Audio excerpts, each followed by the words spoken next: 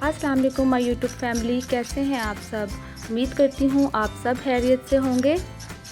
जैसा कि आप जानते ही हैं कि बकरा ईद चल रही है, तो हर किसी को पाए खाने का तो शौक़ होता है, लेकिन पाए साफ़ कैसे किए जाते हैं ये हर कोई नहीं जानता और हर किसी को पाए साफ़ करना मुश्किल भी लगता है। तो चलें आपकी ये मुश्किल आसान कर देते हैं। आज मैं आपको बड़े आसान तरीके से बताऊंगी कि आप किस तरह से घर पर पाए साफ़ कर सकते हैं और किस तरह से इनको तोड़ सकते हैं और फिर आप इनको फ्रीज़ कर सकते हैं और जब भी आपने खाने हो तो आप इसे बनाकर इंजॉय कर सकते हैं। लेकिन रेसिपी को स्टार्ट करने से पहले हमेशा की तरह मेरी आपसे रिक्वेस्ट है कि अगर आप मेरे चैनल पर नए हैं या आपने अभी तक मेरा चैनल सब्सक्राइब नहीं किया तो जल्दी से अनीलाज़ डाइनिंग को सब्सक्राइब करें और बेल आइकन भी दबाएं और वीडियो अच्छी लगे तो लाइक करें और शेयर करें।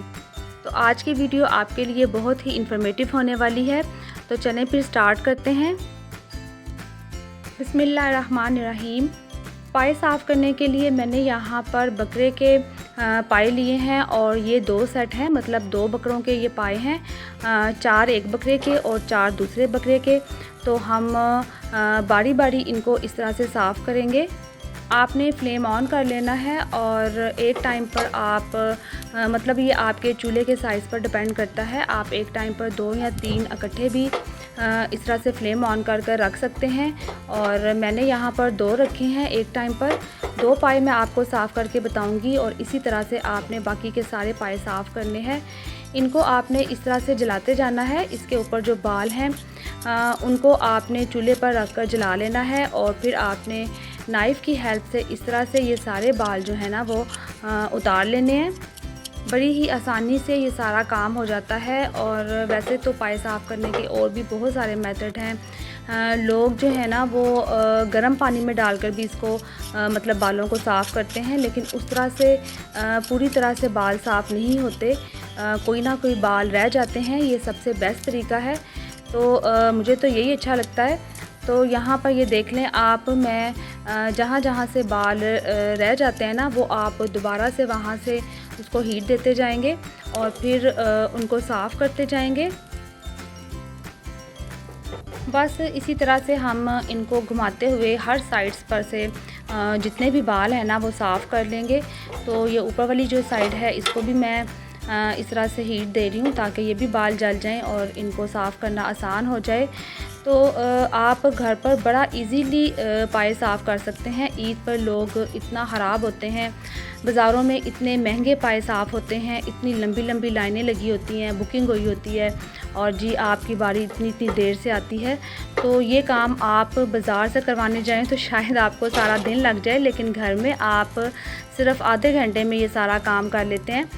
तो चलें जी, बस हाथ को बचाते हुए आपने ये सारी सफाई करनी है।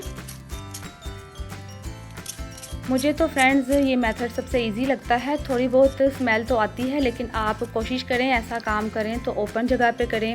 मैं भी ये छत पे कर रही हूँ इस तरह से, मतलब घर में इतनी स्मेल भी नहीं फैलती।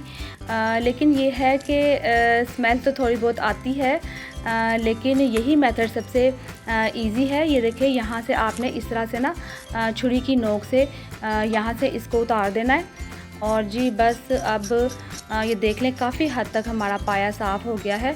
आपको पता चल ही रहा होगा कि बाल सारे ही किस तरह से साफ़ होते जा रहे हैं। यहाँ तक तो आपको समझ आ गई कि आपने किस तरह से बाल जलाते जाना है और साफ़ करते जाना है। अब मैं आपको बताऊँगी ये जो बकरे के नीचे शूज़ होते हैं ना, इसको किस तरह से उतारना है। आपने पहले तो ये जो शूज़ वाला पार्ट होता है ना, इसको आपने अच्छी तरह से चूल्हे पर गर्म कर लेना है। जितना ज़्यादा अच्छी तरह से आप इसको गर्म करेंगे ना, उतनी आसानी से ये शूज़ उतर जाएंगे। ये देखें, मैंने अच्छी तरह से गर्म कर लिया था।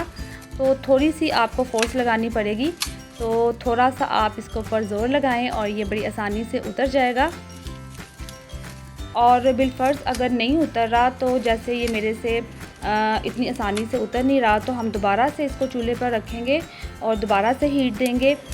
तो इस तरह से अब आप देखिएगा कि बड़ी आसानी से ये उतर जाएगा। और ये हमारा एक पाया जो है ना, इसके तो शूज़ उतर गए। अब जो दूसरा है उसको भी इसी तरह से आपने हीट देनी है और इसी तरह से उसके भी शूज़ उतार लेने हैं। मतलब सारे ही पाए जब आप साफ़ करेंगे ना तो उनके शूज़ आपने इसी तरह से उतारने हैं।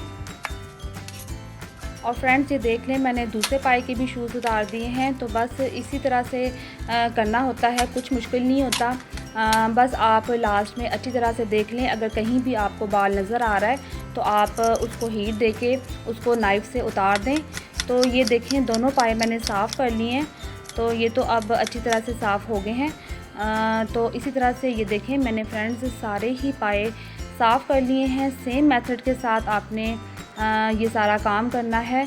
तो बस अभी तो आपको ये काले लग रहे हैं, लेकिन अभी जब मैं इनको वॉश करूँगी तो ये बिल्कुल साफ़ हो जाएंगे। खुले पानी के अंदर इनको पहले थोड़ा सा गीला कर लेते हैं। फिर आपके घर में जो भी कोई साफ़ जाली या मतलब जिससे आप बर्तन वगैरह वॉश करते हैं ना, वो जो होती है, जैसे स्कॉच ब्राइट आप स्टील की ले लें, या जो भी आप बर्तनों को जब मतलब होता है ना कि साफ़ करना मुश्किल लगता है, तो उसको आप जैसे भी साफ़ करते हैं जिस चीज़ से भी, उसी को आपने अच्छा सा वॉश करके उसको आपने यूज़ कर लेना है। और रगड़ रगड़ कर आपने ये पाए साफ़ करने हैं। आप देखिएगा कि ये बिल्कुल साफ़ हो जाएंगे, काले बिल्कुल नहीं रहेंगे।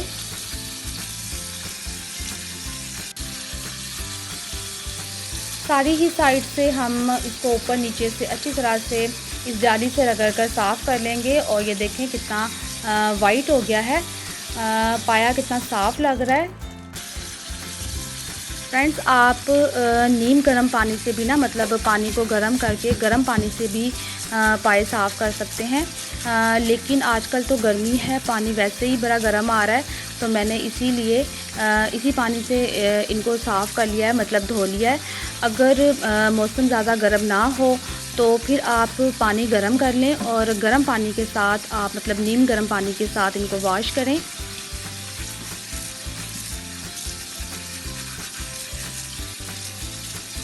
और ये ले फ्रेंड्स, दूसरा पाया भी मैंने इसी तरह से वॉश कर लिया है। तो बस जी यही मेथड है, इसी मेथड से आपने सारे ही पाए साफ़ कर लेने हैं। और ये देखें फ्रेंड्स, सारे पाए कितने साफ़ सुथरे लग रहे हैं। तो बस अब मैं आपको बताती हूँ कि आपने इनकी कटिंग कैसे करनी है। एक पाया पकड़ेंगे और जहाँ से हमने इसके शूज़ उतारे थे ना, वहाँ से आपने सेंटर से नाइफ़ की हेल्प से इसके अंदर डीप कट लगा लेना है। फिर ये वाली जो जगह होती है, यहाँ से आपने डीप कट लगाते हुए गुलाई में इसको एक गहरा सा कट लगा देना है। और इस तरह से जब आप इसको खोलेंगे ना तो इसका मुंह थोड़ा थोड़ा खुल जाएगा और मज़ीद इसकी कटिंग करने की ज़रूरत नहीं है। जब आप इसको पकाएंगे तो ये खुद ही खुल जाएंगे। तो बस फ्रेंड्स, उम्मीद करती हूँ आप लोगों को ये मेरा मेथड पसंद आया होगा। इसके साथ ही मैं आप लोगों से इजाज़त चाहूँगी।